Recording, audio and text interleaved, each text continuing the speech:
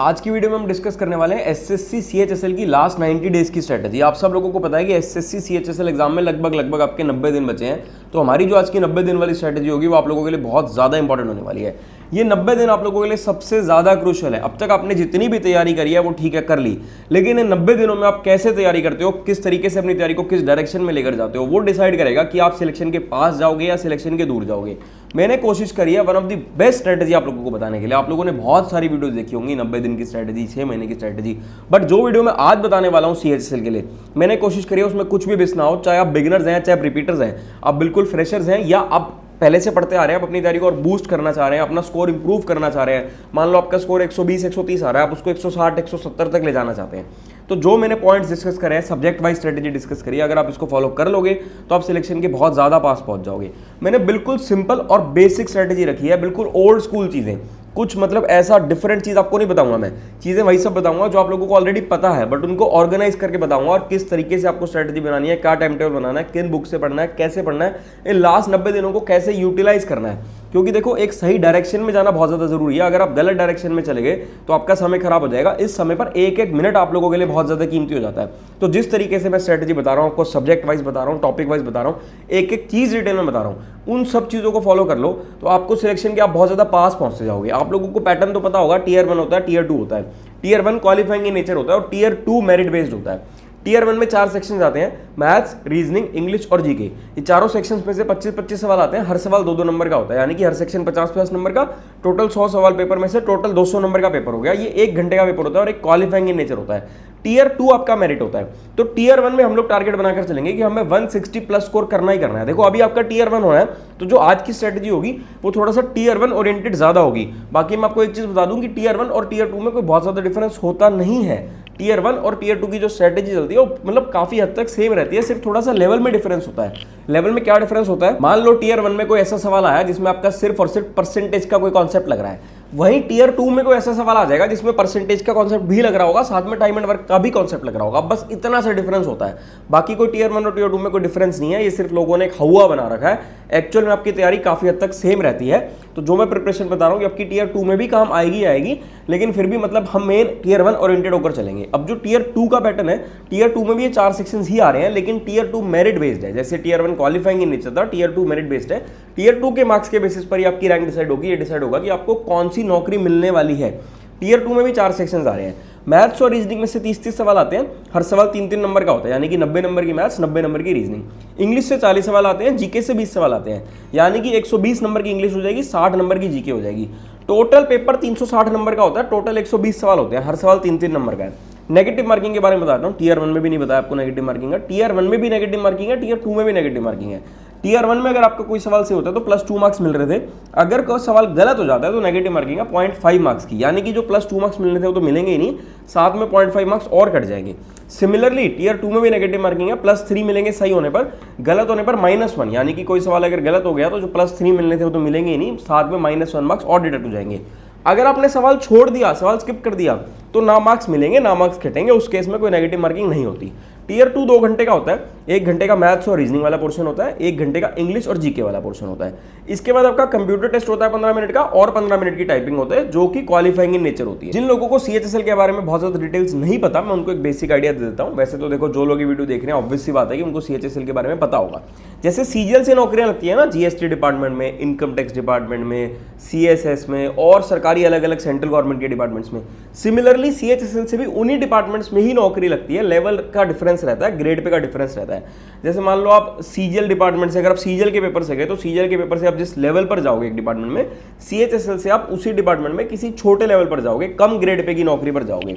और ये 12th पास के लिए होता है। मतलब जो आपका जो एजुकेशन क्वालिफिकेशन जो आपको चाहिए, जो आपका एलिजिबिलिटी क्राइटेरिया है, जो एजुकेशन क्वालिफिकेशन चाहिए, वो आपको ओनली 12th पास चाहिए। जैसे सीजीएल में तो ग्रेजुएशन चाहिए होती थी, बट सीएचएसएल में ओनली 12th पास चाहिए होती है। और फिर भी अगर सीएचएसएल के बारे में सारी डिटेल्स जानना चाहते हो तो मेरी ये वाली वीडियो देख लेना। इस वीडियो से आपको सीएचएसएल के सारे डाउट्स क्लियर हो जाएंगे। वीडियो का लिंक मैं आपको डिस्क्रिप्शन में दे दूंगा।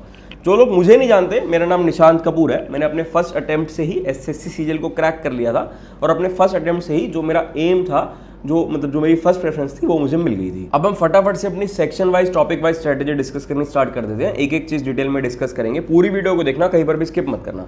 सबसे पहले हम लोग मैथ्स की बात कर लेते हैं। देखो वैसे आपके चारों ही सेक्शन इंपॉर्टेंट है, हमने किसी को भी स्किप नहीं करना, हम एक एक करके हर सेक्शन को डिस्कस करेंगे। मैथ्स के बारे में बात कर लेते हैं। देखो मैथ्स एक ऐसा सेक्शन है जिसमें बहुत सारे एस्पिरेंट्स को बहुत ईजी लगता है, बहुत अच्छा लगता है, लेकिन वहीं बहुत सारे एस्पिरेंट्स को बड़ी दिक्कत आती है, बहुत प्रॉब्लम होती है। तो जो जिस तरीके से मैं बता रहा हूँ रिपीटर्स के लिए भी और बिगिनर्स के लिए भी आप वैसे फॉलो कर लो, आपका स्कोर काफ़ी इंप्रूव हो जाएगा। पहले हम रिपीटर्स की बात कर लेते हैं, क्योंकि आखिरी 90 दिन बचे हैं, तो मुझे लगता है कि जो मैक्सिमम जो लोग इस स्ट्रेटेजी को देख रहे होंगे वो ऐसे होंगे जो रिपीटर्स होंगे, जिनकी तैयारी एक लेवल तक हो चुकी होगी। बिगिनर्स भी होंगे, तो इसलिए हम दोनों को डिस्कस करेंगे, बट पहले रिपीटर्स की बात कर लेते हैं। तो देखो रिपीटर्स के लिए मतलब उनकी प्रिपरेशन काफ़ी हद तक हो चुकी होगी। कुछ ऐसे भी लोग होंगे जिनकी प्रिपरेशन कंप्लीट भी हो चुकी होगी, तो उनके लिए 90 दिन एक किस्म से रिवीजन के लिए है। मतलब आपको मैक्सिमम टू मैक्सिमम रिवीजन करनी है, जितनी आप रिवीजन करोगे उतना आपके लिए अच्छा है। वो कैसे करना है? सबसे पहले तो जो आपका नोट्स का रजिस्टर है, आपको अपने नोट्स के रजिस्टर को पढ़ना है, बार बार पढ़ना है। ऑब्वियस सी बात है, आप प्रिपरेशन कर रहे हो, अगर आप सीरियस एस्पिरेंट हो तो अपने नोट्स का रजिस्टर तो जरूर बना ही रखा होगा। तो उस नोट्स का रजिस्टर वो आपका बेस्ट फ्रेंड है इस समय पर, उसको जितनी ज्यादा बार पढ़ोगे उतना आपका स्कोर इंप्रूव होता जाएगा। उसके साथ साथ मैक्सिमम प्रीवियस ईयर क्वेश्चंस की प्रैक्टिस करनी है। तो मैंने आपको नोट्स का बता दिया, मैंने आपको प्रीवियस ईयर क्वेश्चंस का बता दिया। इसके बाद आपको मॉक टेस्ट लगाने हैं, मॉक टेस्ट आपको सेक्शन वाइज भी लगाने हैं और कंप्लीट मॉक टेस्ट भी लगाने हैं। अभी मैं रिपीटर्स के लिए बता रहा हूं, बिगिनर्स के लिए आगे बताऊंगा। जितने ज्यादा मॉक टेस्ट लगाओगे ना उतनी तैयारी अच्छी होती जाएगी। और मॉक टेस्ट लगाने के बाद उसका एनालिसिस करना है, ताकि आपको आपके वीक पॉइंट्स के बारे में पता चले, वीकनेसेस के बारे में पता चलेगा, तभी उसको आप अपनी स्ट्रेंथ में कन्वर्ट कर पाओगे और तभी आप अपने आप को, आपकी जो वीकनेसेस हैं आप उसको इंप्रूव करोगे, तभी तो आप अपना स्कोर इंप्रूव कर पाओगे। इसके बाद आपको हर चैप्टर के जो इंपॉर्टेंट फॉर्मूलाज हैं, इंपॉर्टेंट ट्रिक्स हैं, उसके लिए अलग से रजिस्टर बनाना है। आपने नोट्स का रजिस्टर तो बना ही रखा होगा, अभी 90 दिनों में एक रिवीजन का अलग रजिस्टर बनाना है, जिसमें हर चैप्टर के, देखो हर चैप्टर में कुछ ना कुछ आपको important tricks, important question, important formulas मिलेंगे, उनको लिखते हो चलो, ताकि जब नोट्स के रजिस्टर को रिवाइज कर रहे हो तो साथ साथ उस रजिस्टर को भी रिवाइज करो।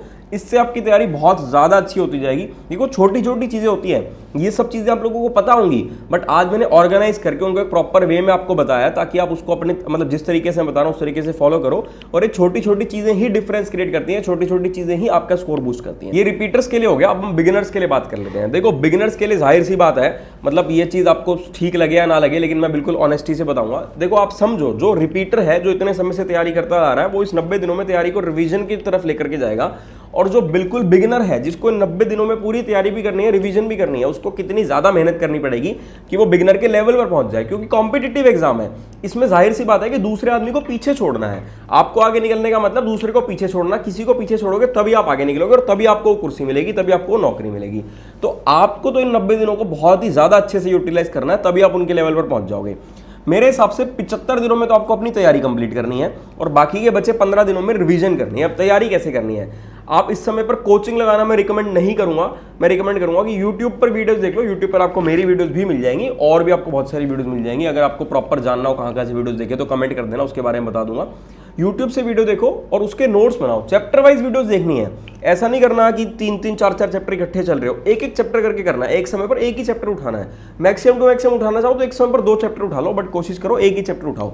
चैप्टर वाइज वीडियोस देखो, उसके नोट्स लिखो, मतलब उसके नोट्स बनाओ। नोट्स जरूर बनाने हैं इन 75 दिनों में भी, क्योंकि जब 15 दिनों में रिवीजन करेंगे तो नोट्स ही काम आएंगे। उसके बाद प्रीवियस ईयर क्वेश्चन से प्रैक्टिस करनी है। जो आप प्रीवियस ईयर क्वेश्चन की प्रैक्टिस करोगे, पूरा एक एक सवाल मत करना, स्किप करते चलो। मतलब एक सवाल करा, 2 सवाल स्किप कर दिए, फिर तीसरा करा, फिर 2 स्किप कर दिए, फिर तीसरा करा, क्योंकि 75 दिनों में तैयारी कंप्लीट करनी है। फिर भी अगर आपको लगे कि आप कर सकते हो तो आप चाहे सारे सवाल कर लो, ऑल्टरनेट सवाल कर लो, जैसे मर्जी कर लो। बस ये मानकर चलो कि जितने भी टाइप्स है ना, हर टाइप के एटलीस्ट 5-5 सवाल तो करने ही करने हैं। मान लो परसेंटेज चैप्टर में 20 टाइप है फॉर एग्जाम्पल, तो हर टाइप का 5-5 सवाल करो, यानी कि परसेंटेज चैप्टर से 100 सवाल करो और उनको नोट्स में नोट डाउन करते हो चलो। नोट्स रजिस्टर में कम से कम एक सवाल नोट डाउन होना चाहिए हर टाइप का, क्योंकि जब रिवीजन करोगे तो सारी टाइप्स की कवरेज होनी चाहिए। ऐसा नहीं होना चाहिए कि कोई टाइप मिस हो जाए। देखो मतलब कम समय है, कम समय में जो बेस्ट तरीका हो सकता है वही बता रहा हूं आपको।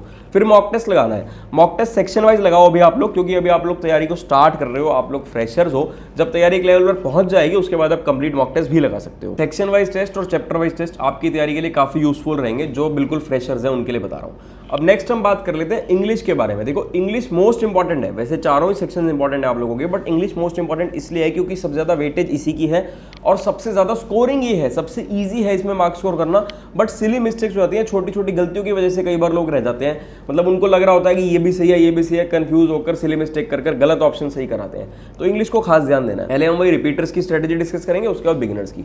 देखो रिपीटर्स के लिए फिर वही बात है कि तैयारी काफी हद तक हो चुकी होगी, तो ये समय मैक्सिमम टू मैक्सिमम रिवीजन करने का है। और इंग्लिश आप लोगों को पता है कि 3 पार्ट्स में डिवाइडेड रहती है, वोकैबुलरी, रीडिंग कॉम्प्रिहेंशन और ग्रामर। तीनों ही सेक्शंस इंपॉर्टेंट है।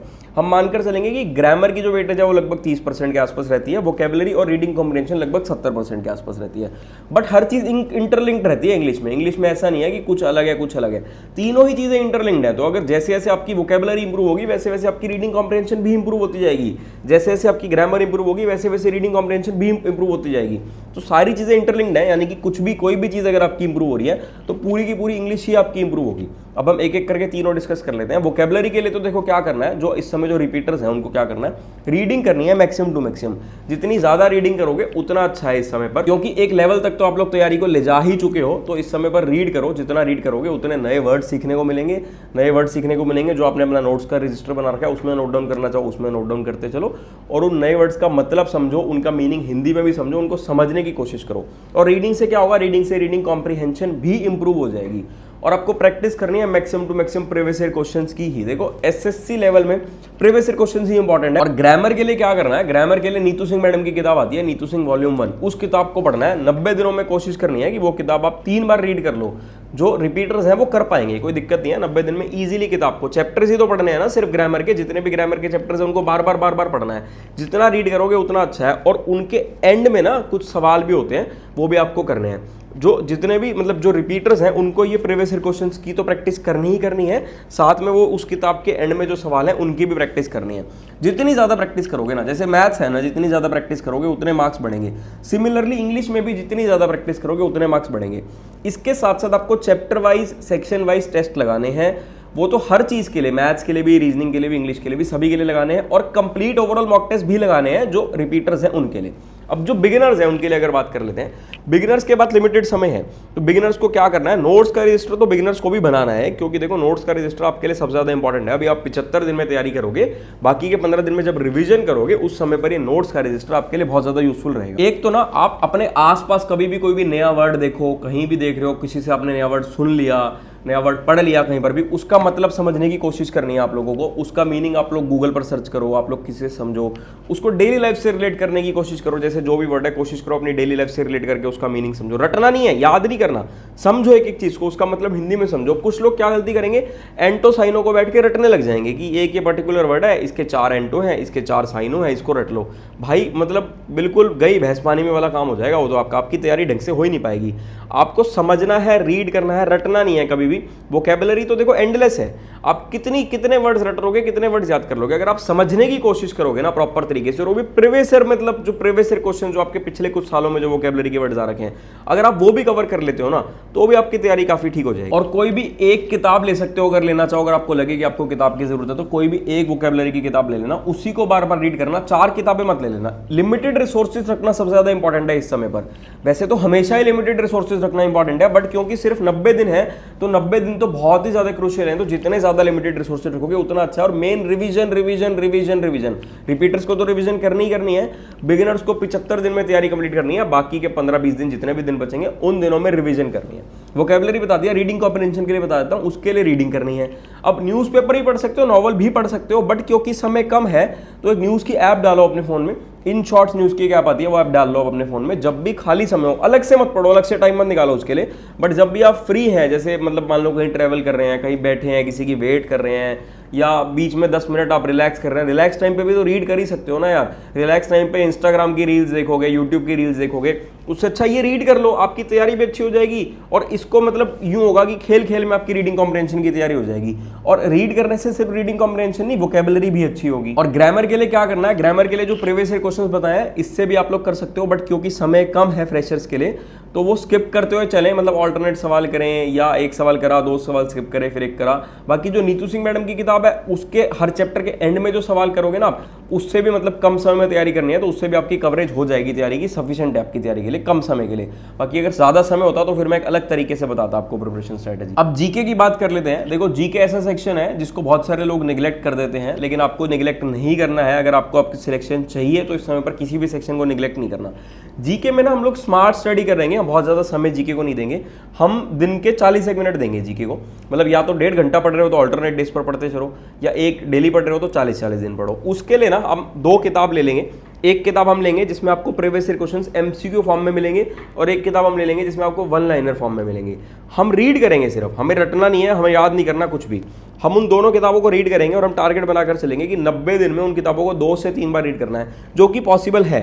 कोई बहुत बड़ा काम नहीं है। अगर आप किताब को ढंग से अच्छे से रीड कर रहे हो तो 2 किताबों को 90 दिन में 2 से 3 बार आप इजीली रीड कर पाओगे, और इतने से ही आपकी जीके की प्रिपरेशन ठीक हो जाएगी। बाकी मॉक टेस्ट तो आप लोग लगाओगे। मॉक टेस्ट तो मैंने बताया है कि हर सेक्शन के लिए लगाना ही लगाना है।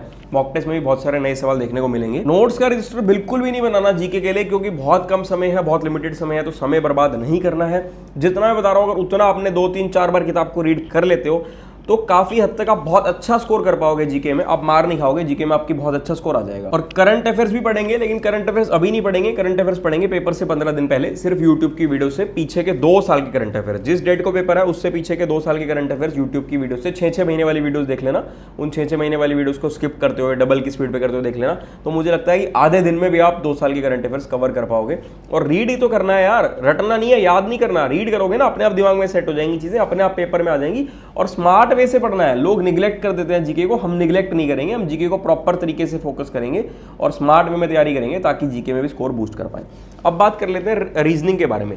रीजनिंग तो सबसे ज्यादा स्कोरिंग है और सबसे इजीली स्कोर करना है उसमें, बट वही बात है कि सिली मिस्टेक्स हो जाती हैं। जैसे कि इंग्लिश में सिली मिस्टेक्स होती हैं, ऐसे ही रीजनिंग में भी सिली मिस्टेक्स होती हैं। रीजनिंग की स्ट्रेटेजी मैथ्स की स्ट्रेटेजी की तरह ही हमको रखनी है। हमें ट्रिक सीखने हैं। हम मतलब अब वही है कि एक सवाल है, उस सवाल को हो सकता है कोई एक एस्पिरेंट 16 सेकंड में कर रहा हो, कोई एक एस्पिरेंट हो सकता है 50 सेकंड में कर रहा हो। तो आपको कम से कम समय में करना है, आपको समय बचाना है। उसके लिए आपको ट्रिक्स सीखने पड़ेंगे। ट्रिक्स आप लोग यूट्यूब पर सीख लो, आप मेरी वीडियोस भी देख सकते हो, नहीं तो आप कमेंट कर देना, बता दूंगा आप कहाँ से देख सकते हो, बेस्ट रिसोर्सेज क्या क्या है। ट्रिक्स सीखने के बाद नोट्स बनाने हैं और फिर प्रीवियस ईयर क्वेश्चंस की प्रैक्टिस करनी है। जैसा मैंने आपको मैथ्स के लिए बताया था ना, एज इट इज सेम आपका रीजनिंग के लिए रहने वाला है। रीजनिंग और मैथ्स की स्ट्रेटेजी में कभी भी कोई डिफरेंस रहता ही नहीं है, सेम चीज है। बट डिफरेंस क्या रहेगा कि मैथ्स को थोड़ा समय ज्यादा देना है, रीजनिंग को थोड़ा समय कम देना है। रीजनिंग को भी वही जीके की तरह दिन के 40-45 मिनट दे दो, या ऑल्टरनेट डेज पढ़ना है तो एक दिन सिर्फ जीके पढ़ लो 1.5 घंटा, एक दिन सिर्फ रीजनिंग पढ़ लो 1.5 घंटा, जैसे भी आपको कंफर्टेबल लगे वैसे कर। ये आपको सेक्शन वाइज स्ट्रेटेजी बता दी, बट अब और कुछ इंपॉर्टेंट पॉइंट जो इससे भी ज्यादा इंपॉर्टेंट है, जिनका ध्यान रखना है 90 दिनों में। एक तो 90 दिन आपको बिल्कुल कंसिस्टेंट रहना है, दीन दुनिया को भूल जाना है, सिर्फ घर में बैठकर पढ़ाई करनी है। थोड़ा बहुत देखो रिक्रिएशनल एक्टिविटी जरूरी है शाम को, स्पोर्ट्स के लिए या कुछ के लिए, बट 2-2, 3-3 घंटे घूमने जा रहे हो दोस्तों के साथ, फंक्शन अटेंड कर रहे हो, पार्टीज अटेंड कर रहे हो, वो चीज बंद कर दो 90 दिन। और अगर आप वर्किंग हो, आप कहीं नौकरी कर रहे हो और पॉसिबल हो अगर आप छुट्टी ले सकते हो 3 महीने, तो छुट्टी लेकर पढ़ लो, क्योंकि ये 3 महीने बहुत ज्यादा क्रूशियल है। कंसिस्टेंसी है। मॉक टेस्ट मैंने आप लोगों को बता ही दिया कि मॉक टेस्ट आप लोगों को लगाना है और उसका एनालिसिस करना है। मॉक टेस्ट का एनालिसिस मॉक टेस्ट लगाने से भी ज्यादा इंपॉर्टेंट है। रिवीजन देखो, जो रिपीटर्स हैं उनके लिए तो एक किस्म से 90 दिन रिवीजन के लिए ही हैं, बट जो फ्रेशर्स हैं उनको कोशिश करनी है 75 दिन में तैयारी कंप्लीट करके बाकी के बच्चे 15 दिन में रिवीजन करने हैं। लिमिटेड रिसोर्सेज जितने ज्यादा लिमिटेड रखोगे उतनी तैयारी अच्छी हो पाएगी। और खासकर 90 दिन है तो रिसोर्सेज बिल्कुल ही ज्यादा लिमिटेड रखने हैं, बिल्कुल प्रीवियस ईयर क्वेश्चंस पर ही फोकस करना है, कोई इधर उधर नहीं भागना। मतलब दुनिया तो पता नहीं क्या क्या बोलेगी, बट आपको प्रीवियस ईयर क्वेश्चंस पर ही फोकस करना है। मोटिवेशन, कहीं से भी मोटिवेशन ढूंढो, पेरेंट्स से मोटिवेशन मिलती है, जहां से भी मोटिवेशन मिलती है। मोटिवेशन इस समय पर बहुत ज्यादा जरूरी है। जहां पर बैठकर पढ़ते हो, सामने वॉल पर या कहीं पर भी जहां पर भी पॉसिबल हो, लिख लो कि मुझे ये बनना है, ये मेरा टारगेट है, मुझे जीएसटी इंस्पेक्टर बनना है, मुझे इनकम टैक्स इंस्पेक्टर बनना है, मैं कर सकता हूं। जब वो कर सकता है तो अब मेरे बारे में सोच लेना भाई, जब ये कर सकता है तो मैं क्यों नहीं कर सकता यार। हम कोई दूसरी दुनिया के हैं क्या? हमको एलियंस थोड़ी ना है। जितने भी सिलेक्टेड लोग हैं सब आपके साथ के, आपके बीच के तो लोग सिलेक्शन लिया है ना उन सब लोगों ने। तो जब वो लोग कर सकते हैं, मैं कर सकता हूं, तो आप क्यों नहीं कर सकते यार। मोटिवेशन ढूंढो और पेशेंस रखो। पेशेंस का खेल है, जितनी ज्यादा पेशेंस रखोगे ना, मतलब पेशेंस तो रखनी होती है सरकारी नौकरी के लिए, बट अब 90 दिन में तो मतलब आपको बिल्कुल भी एंग्जाइटी में नहीं आना, बिल्कुल कूल रहना है, काम रहना है, दिमाग को ठंडा रखना है। दिमाग अगर ढंग से ओपन माइंड होगा ना तभी अच्छे से चलेगा। और maximum to maximum previous year questions की ही प्रैक्टिस करो, उसी पर फोकस करो, वो सबसे ज्यादा इंपॉर्टेंट है। इसलिए मैं बार बार आपको ये बता रहा हूँ। वीडियो अच्छी लगे तो मैक्सिमम लोग वीडियो को शेयर कर देना।